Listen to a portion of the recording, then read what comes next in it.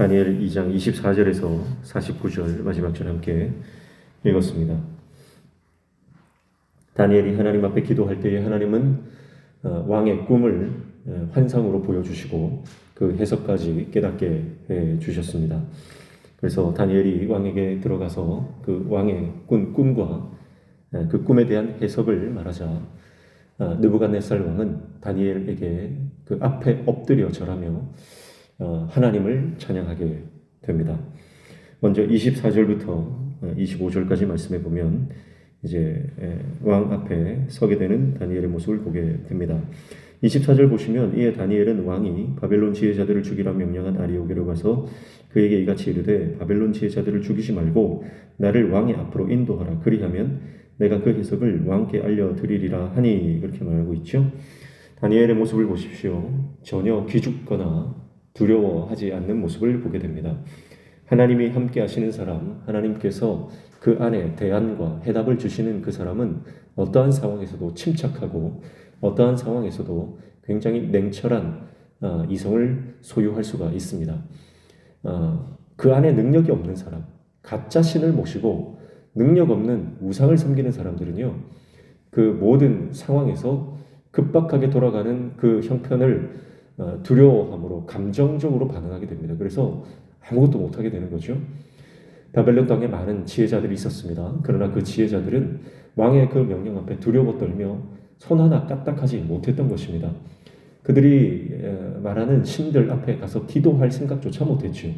그러나 다니엘은 아무리 급박하게 돌아가는 상황이라 할지라도 하나님을 의지하고 하나님 앞에서 답을 구했기 때문에 그는 어떠한 상황에서도 주눅들거나 감정의 지배를 당하지 않습니다. 그리고 당당하게 아리옥에게 나아가서 내가 그 해석을 왕에게 말할 테니 그 바벨론의 지혜자들을 죽이지 말라. 그렇게 당당하게 요구하고 있는 것을 보게 됩니다. 그래서 아리옥이 그를 왕 앞으로 데리고 들어갔다. 그렇게 말하고 있고요. 26절에서 30절까지 말씀해 보면 은밀한 것을 나타내시는 그 하나님을 다니엘이 말하고 있는 것을 보게 됩니다.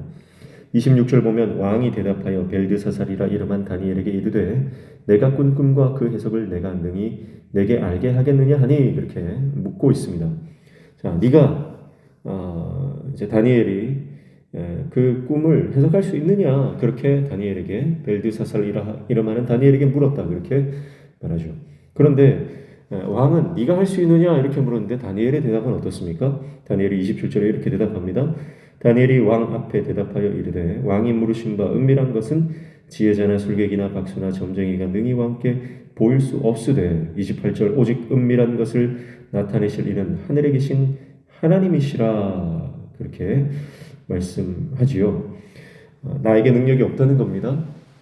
바벨론의 지혜자들 그 어떤 사람이라도 이 왕이 요구한 것을 가능하게 하는 사람이 없다. 그리고 나도 마찬가지다. 그러나 내가 믿는 하나님, 그 천지의 주제이신 그 하나님께서 은밀한 것을 드러내지 못할 것이 없다는 겁니다.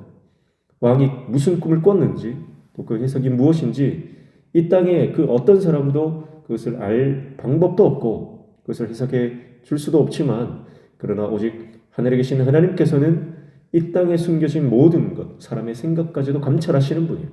그래서 모든 감추인 것, 모든 드러나지 않은 것을 드러내시는 분이 하나님이시다라고 말하고 있습니다. 다니엘이 자기 위치를 정확히 아는 거예요. 이것이 내가 하는 것이 아니고 하나님이 나에게 가르쳐 주셨다고 해서 내가 이것을 해석하고 내가 이것을 알게 된 것이 아니다. 이것은 오직 하나님께서 하시는 일이다. 그렇게 다니엘이 겸손한 고백을 하고 있는 것을 볼 수가 있습니다. 우리가 신앙생활을 하다 보면 많은 은사들을 받은 사람들이 있어요. 그래서 대단한 능력들이 나타나고 은사가 나타나는 경우가 있는데 하나님께서 주신 것임에도 불구하고 그것을 내가 사용하다 보면 이것이 내가 하는 것으로 착각하고 교만에 빠지는 사람들이 많이 있습니다. 그렇게 교만에 빠진 경우에는요 하나님께서 그것을 기뻐하지 않으시고 그것을 반드시 그 은사들을 거두어 가십니다. 그래서 우리가 하나님 앞에서 날마다 겸손해야 하는 것이죠. 마치 자기가 능력이 있고 마치 자기가 하나님 된 것 마냥 그렇게 교만에 빠지게 되면 주셨던 그 모든 은사마저도 하나님께서는 거두어가 버리시는 것입니다. 다니엘이 하나님께서 이것을 알게 하신다, 그렇게 고백하고 있는 것을 보게 됩니다. 그리고 31절부터 35절까지는 이제 느부갓네살이 꾼 꿈이 무엇인지 그 꿈의 내용을 다니엘이 말하고 있습니다. 그래서 꿈의 내용은 우리가 잘 아는 내용이죠. 그래서 한 신상이 있는 거예요. 이 신상은 굉장히 크고 그 광채가 매우 찬란하고 또 매우 두려운 모양이었다, 이렇게 말하고 있습니다. 그런데 그 우상의 머리는 순금이고 가슴과 두 팔은 은이고 배와 넓적다리는 노수로 만들어져 있고요. 종아리는 쇠고 그 발은 새와 진흙으로 섞여 있는 그런 형태입니다. 그런데 그 신상들을 향해서 이제 한 돌이, 손대지 아니한 한 돌이 나와서 그 신상의 쇠와 진흙의 발에 와서 부서 깨뜨리는 거예요. 그래서 그 신상이 다 부서져서 완전히 가루가 되고 그 우상을 친 돌은 태산을 이루어서 온 땅에 충만한 모습. 그게 이 느부갓네살 왕이 꾼 꿈의 내용입니다. 이 꿈을, 내가 무슨 꿈을 꿨는지 말하라는 거예요. 근데 다니엘이 이 꿈의 내용을 그대로 이야기하는 겁니다. 어쩌면 느부갓네살 왕은 꿈을 꾸고 나서 이 꿈의 내용이 뭔지 너무 궁금했을 것이고, 그리고 사실 꿈을 꾸고 나면 그 꿈이 또 흐릿해지지 않습니까? 그래서 명확하지 않은 어떤 그런 그 꿈의 내용들이 자기 자신에게 굉장히 번민으로 다가오는 거예요. 근데 다니엘이 그 정확한 꿈의 내용을 느부갓네살 왕에게 말하고 있습니다. 그리고 36절부터 45절까지는 그 꿈의 해석을 해주고 있는 거예요. 이게 무슨 꿈이냐? 간단하게 말해서 이 신상은요, 그 머리가 지금 느부갓네살 왕, 바벨론 제국이라는 것이고요. 그 나머지 가슴과 쭉 이어지는 다리까지는 그 이후에 패권을 지게 될 세계 열강들을 말하는 것입니다.